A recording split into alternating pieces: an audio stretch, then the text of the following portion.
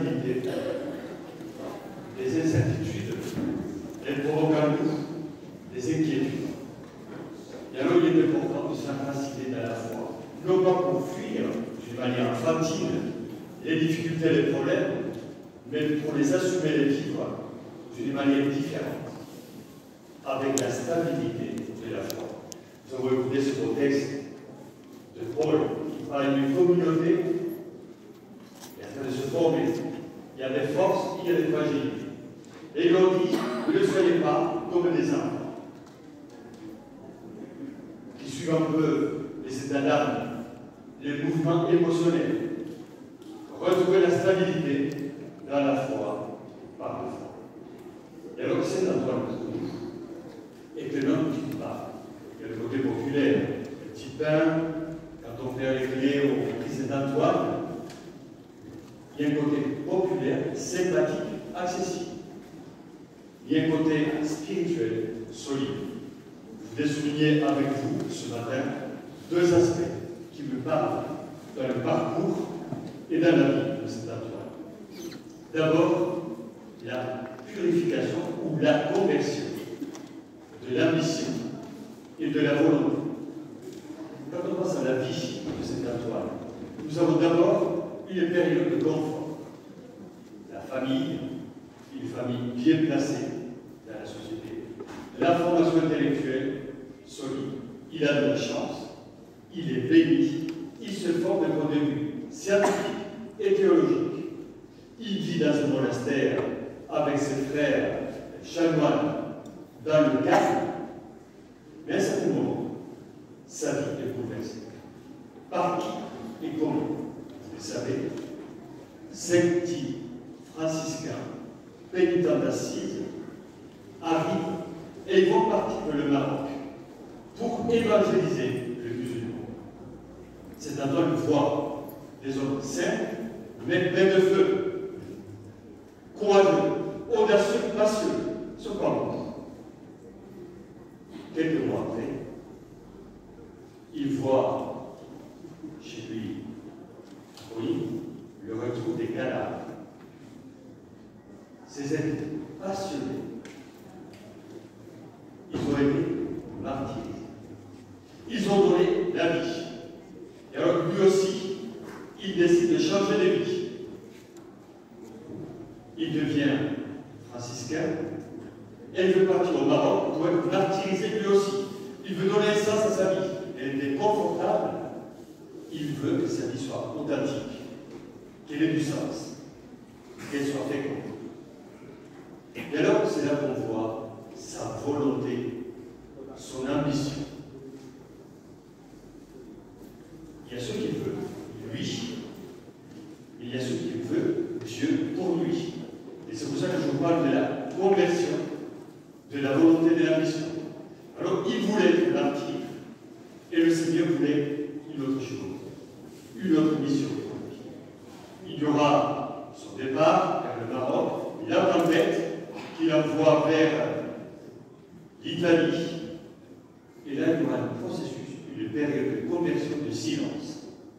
Il est envoyé, lui qui était intellectuel, connu, formé, un grand théologien, il est envoyé dans un ermitage pour vivre dans le silence. Le silence et la simplicité. Une vraie conversion de son ambition. Là, il va passer de sa volonté à lui à la volonté de Dieu. Ce que Dieu veut pour lui. Et à partir de là, il vivra des moments d'ouverture, de disponibilité vraiment à l'action de Dieu.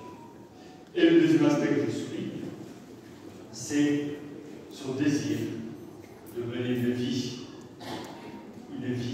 donnée, totalement donnée. Nous avons écouté dans l'Évangile ce beau texte. Le ressuscité envoie. Allez, un verbe de mouvement. Il ne dit pas restez là. Allez, bougez, partez, allez ailleurs. Une parole d'autorité de la part du ressuscité. Une parole invitant les disciples d'hier et d'aujourd'hui à se déplacer, à ne pas rester immobiles, à découvrir la dimension de l'aventure, nature spirituelle. Allez, partez.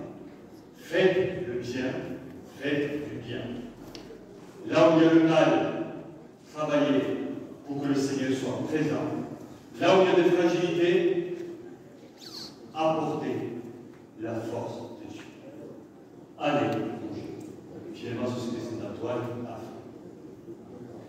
À partir de la prédication, lors des ordinations entre les frères dominicains et les frères franciscains, Saint Antoine découvre, après avoir purifié sa volonté sur la mission, par la docilité et l'obéissance, il découvre une nouvelle mission.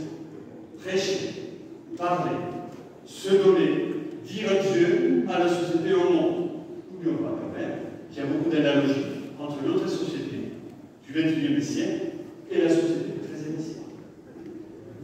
Beaucoup de violence, beaucoup de divisions, beaucoup de crispations et beaucoup de tensions. Alors Antoine est envoyé pour prêcher la paix.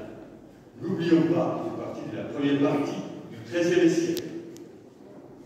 La prédication franciscaine est pour le moment morale, parce que les frères vont prêcher la réconciliation et la paix. Dans la deuxième partie du XIIIe siècle, il y aura une prédication franciscaine plus doctrinale, avec Saint Bonaventure et les grands théologiens. Mais d'abord, la prédication elle est simple. Annoncer la paix et la réconciliation. Et ici, en France, on le sait. Et il ne faut pas oublier. La prédication franciscaine, du XIVe siècle, elle est toujours morale. Au sens que les franciscains vont annoncer la paix et la réconciliation. Et l'idéal simple, mais l'idéal qui va donner une stabilité à la vie sociale. Et c'est un don de valeur. Il prêche, lui aussi, la paix et la réconciliation. Et il se donne jusqu'au. Je pense que dans notre société, dans nos vies, je pense que vous, comme moi, on ne veut pas donner une vie médiocre et banale. Chacun essaie de donner le meilleur de lui-même. Chacun essaie de partager ce qu'il a de lui. Et c'est un don de valeur. Vous les savez, il est mort jeune, 36 ans. Et c'est une vie donnée, épuisée, mais féconde. La vie de cet enfant est une vie féconde. Il a tout donné. Il a parcouru les routes de France et du nord de l'Italie pour annoncer la bonne nouvelle. Une vie donnée. Elle nous parle. Souvent aujourd'hui, on veut retenir, prendre et profiter. Là, nous avons un homme qui se donne. Et il se donne totalement, physiquement, psychologiquement, spirituellement. Il donne tout. Quelle bonne nouvelle de suivre aujourd'hui un homme qui a tout donné. Quel modèle pour nous. Allez, dit Jésus, c'est Antoine, il y va. Et donc tout. Il prêche, il marche, il sanctifie. Puisqu'aujourd'hui je porte la mitre, je n'oublie pas un passage qui m'a marqué quand j'étais étudiant. Quand Saint Antoine a prêché, il n'est pas très diplomate. Quand il y allait, il était authentique. Il prêchait à Bourges, à la cathédrale de Bourges, et l'évêque était là. Il portait la mitre, et il lui dit, et toi, Cornu, il lui dit, porte la mitre, tu n'es pas vrai, tu n'es pas authentique, tu triches. Vous imaginez la tête de l'évêque. Quand, publiquement, un prédicateur venu d'ailleurs lui dit des paroles, ces paroles ont provoqué des conversions en cet homme. L'évêque a changé.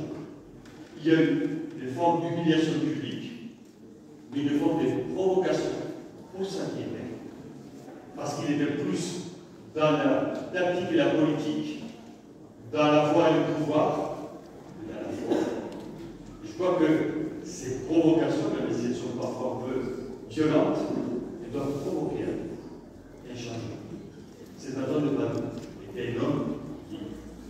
Nous avons besoin de retrouver la liberté intérieure. Nous sommes tous tellement conditionnés par les uns, par les autres, par les situations. Et c'est Antoine a gardé toujours sa liberté et son authenticité. Alors rendons grâce à Dieu pour la sainteté de l'homme du passé. Cet homme nous dit à nous aujourd'hui, vous vivez dans une société avec énormément de défis. Donnez des réponses d'évangile, des réponses authentiques, des réponses vraies. Il nous dit à nous, croyants, allez, faites le bien, faites le bien. La parole de l'évangile, elle n'est pas juste pour les grandes figures du passé, elle est pour nous aujourd'hui. Faites le bien. N'oublions pas le but dans la vie ecclésiale et dans la vie spirituelle. Le but final, c'est toujours le bien. Le bien commun, le bien de tous. La qualité relationnelle, la qualité de partage, la qualité de vie. L'évangile, il nous provoque à être vrai et authentique, à être unis. Et cette Antoine est pour nous, est modèle. Et j'ai conclu, et je répète ces paroles parce qu'elles me parlent. Saint Antoine était modèle d'authenticité et modèle